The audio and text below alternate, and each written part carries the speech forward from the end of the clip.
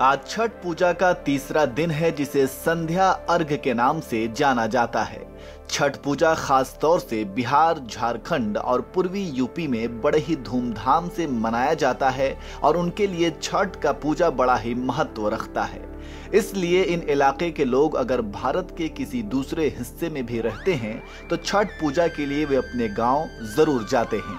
अगर किसी कारणवश वे नहीं जा सके तो वे जहां भी रहते हैं वहीं छठ पूजा परिवार के साथ करते हैं। दिल्ली, मुंबई जैसे महानगरों में आपने देखा होगा कि किस तरह से छठ पूजा का आयोजन किया जाता है।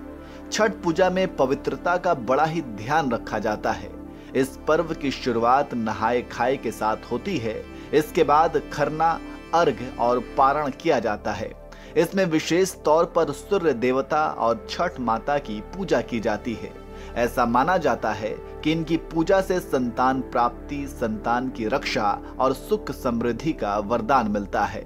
इसी छठ के पावन पर्व के मौके पर यूपी के सीएम ने एक अलग ही अंदाज में बधाई दी है, जिसे शायद ही आपने कभी सुना होगा या देखा भी होगा। जी हाँ, योगी आदित्यनाथ ने अपने आधिकारिक ट्विटर हैंडल पर भोजपुरी भाषा में बोलते हुए छठ पूजा की बधाई दी है। नमस्कार।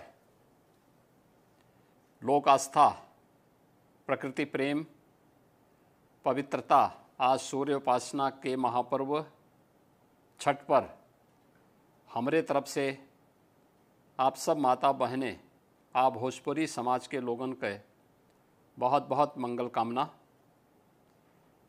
छठी मैया की कृपा से हमारे प्रदेश में सबके जीवन में सुख आ खुशहाली बनल रहे, यही प्रार्थना बा। जय जय छठी मैया। इसके अलावा देश के यशस्वी प्रधानमंत्री नरेंद्र मोदी ने भी छठ के महापर्व पर देशवासियों को बधाई दे चुके हैं। पीएम मोदी ने बधाई देते हुए लिखा, सूर्यदेव और प्रकृति की उपासना को समर्पित महापर्व छठ की सभी देशवासियों को हार्दिक शुभकामनाएं। भगवान भास्कर की आभा और छठी मैया के आशीर्वाद से हर किसी का जीवन सदैव आलोकित रहे, यही कामना है। तो इस तरह से पीएम मोदी और यूपी के सीएम योगी आदित्यनाथ ने छठ के महापर्व के मौके पर देशवासियों को बधाई दी है। चलिए अब इस महापर्व के बारे में थोड़ा आपको विस्तार से बता देते हैं कि छठ के महापर्व पर पूजा कैसे की जाती है और इसकी मान्यता क्या है।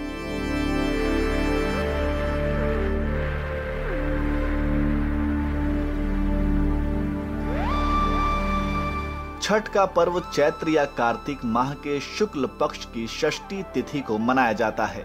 इस दिन सुबह से अर्घ्य की तैयारियां शुरू हो जाती हैं। पूजा के लिए लोग प्रसाद जैसे ठेकुआ, चावल के लड्डू बनाते हैं। छठ पूजा के लिए बांस की बनी एक टोकरी ली जाती है जिसमें पूजा के प्रसाद, फल, फूल के अलावा और भी पकवान अच्छे से सजाए जाते हैं।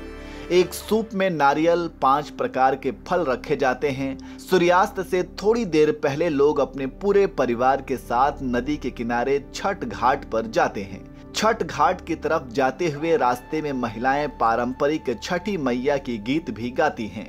इसके बाद व्रती महिलाएं सूर्यदेव की ओर मुख करके डूबते हुए सूरज को अर्घ्य देकर 5 बार परिक्रमा करती हैं। अर्घ्य देते समय सूर्य देव को दूध और जल चढ़ाया जाता है।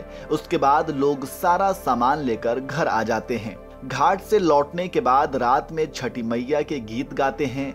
पौराणिक मान्यताओं के अनुसार सायकाल में सूर्य अपनी पत्नी प्रत्युषा के साथ रहते हैं। इसलिए छठ पूजा में शाम के समय सूर्य की अंतिम किरण प्रत्युषा को अर्घ्य देकर उनकी उपासना की जाती है। ज्योतिषियों का कहना है कि ढलते हुए सूरज को अर्घ्य देकर कई मुसीबतों से छुटकारा पाया जा सकता है। इसके अलावा सेहत से जुड़ी भी कई समस्याएं दूर होती हैं। तो ये हैं छठ के महापर्व की मान्यताएं जिसको ध्यान में रखकर छठी मैया की पूजा की जाती है। छठ का महापर्व आपके लिए कितना महत्व रखता है, आप भी हमें कमेंट करके जरूर बताएं।